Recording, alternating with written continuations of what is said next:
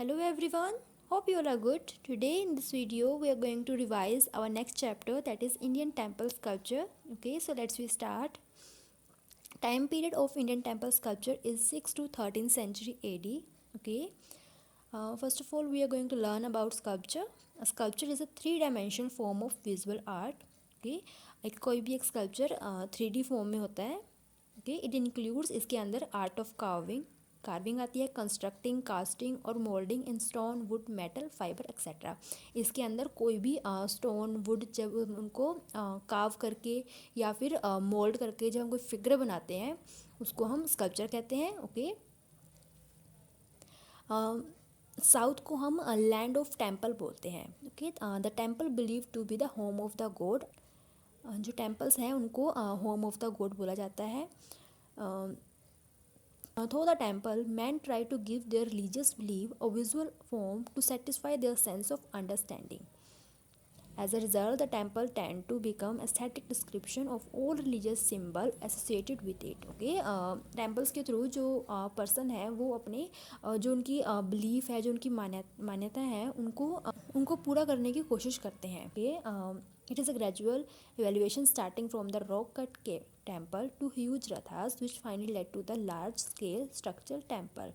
Okay, जो ये था ये rock cut cave temple से start होकर huge रथा तक गया, जिसे अब हम स्ट्रक्चरल टेम्पल भी कहते हैं. The advent of 8th century this temple building took off all over India.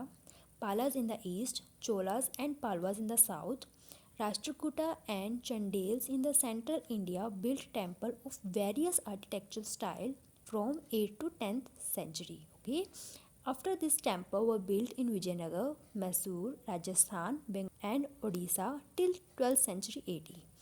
Then this sculpture starting at about 500 AD में स्टार्ट हुए थे, and then climax in the great temple in Madurai Meenakshi temple and Rameswaram temple for instance in 1600 AD. जो इसका time period है वो 500 AD से start हुआ था, और ये 1600 AD में मीनाक्षी मंदिर और रामेश्वर मंदिर के टाइम पे ये अपने उत्कर्ष पे पहुंच चुका था.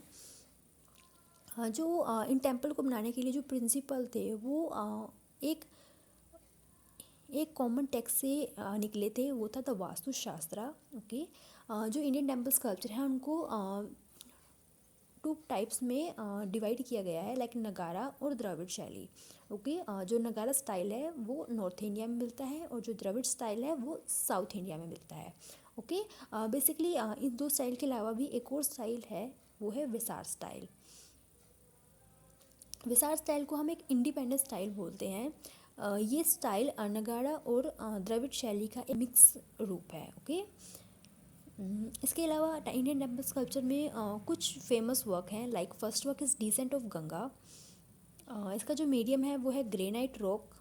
ये एक रिलीफ स्कल्पचर है. इसका टाइम पीरियड है 7th century AD, and then dynasty is Pallavas. Location is Mahabalipuram, Tamil Nadu, and the courtesy is Archaeological Survey of India. Okay, the theme of this sculpture is a low relief sculpture depicting the legend of the fall of Ganga from heaven. Okay, इसके अंदर कुछ जो ये sculpture है ये एक rock cut sculpture है. इसमें कुछ डिफरेंट फिगर्स को दिखाया हुआ है, लाइक इसमें एक योगी को दिखाया हुआ है खड़े हुए. इसमें कुछ एलिफेंट, कुछ अलग अलग एनिमल्स और शिवा की फॉर्म, इन सबको दिखाया हुआ है.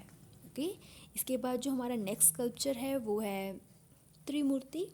ओके, इसका जो मीडियम है वो है stone. Rock cut high relief sculpture है. टाइम पीरियड है इसका 9th century AD. डायनेस्टी है Rashtrakuta. Location is elephant near Bombay, Maharashtra. Courtesy is archaeological survey of India. Okay, and the theme और सब्जेक्ट मैटर जो है इसका वो है the 3 face sculpture of 3 facts of Lord Shiva. Okay, Elephant is famous for its huge sculpture of Shiva, showing him as a Trimurti, Satshiva, Mahesh Murti, or the symbol of Hindu Trinity. Okay. In the sculpture, this triple-headed sculpture symbolizes 3 aspects of the mysterious Hindu divinities. The central head represents the meditative aspect of the god, Shiva as Yogi Yogeshwar in deep meditation, praying in the preservation of humanity. Okay, इसमें जो centre वाला face है उसको एक meditation रूप में दिखाया हुआ है। इसमें शिव को योगी योगेश्वर के रूप में एक डीप मेडिटेशन करते हुए दिखाया है। इस फिगर में जो राइट फेस है उसको अघोरा भैरवा के रूप में, वहीं पर जो थर्ड फेस है लेफ्ट साइड में उसको फेमिनाइन एक्सपेक्ट्स के साथ दिखाया है एज अ शिव शक्ति के रूप में। ओके, इसके बाद जो नेक्स्ट स्कल्पचर है वो है लक्ष्मी नारायणा। इसका जो टाइम पीरियड है वो है 10th century AD, medium is stone, dynasty is Chandel, location is Khajuraho, MP, courtesy is Archaeological Survey of India. And theme of the sculpture is the eternal divine couple Lakshmi Narayana presented side by side in eternal bliss. Okay, इस sculpture के अंदर लक्ष्मी नारायणा को दिखाया हुआ है। इसमें विष्णु को as Narayan के रूप में दिखाया हुआ है when he is with his partner Lakshmi in his abode Vaikuntha. Okay, every soul in Hindu religions is said to be a spark of Lakshmi Narayana.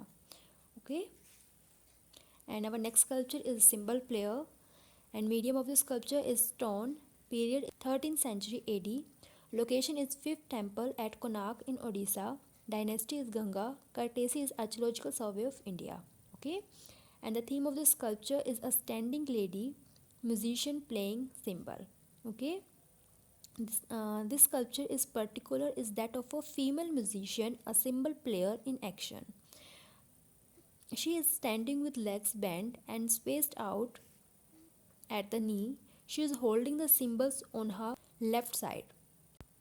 And here is our next sculpture, that is mother and child. Okay, medium of the sculpture is white marble. Period of the sculpture 13th century AD. Location is Vimal Shah Temple, Dilwara, Mount Abu, Rajasthan. Dynasty is Solanki, and courtesy of the sculpture is Archaeological Survey of India. Okay, and theme of the subject is a seated mother holding her child.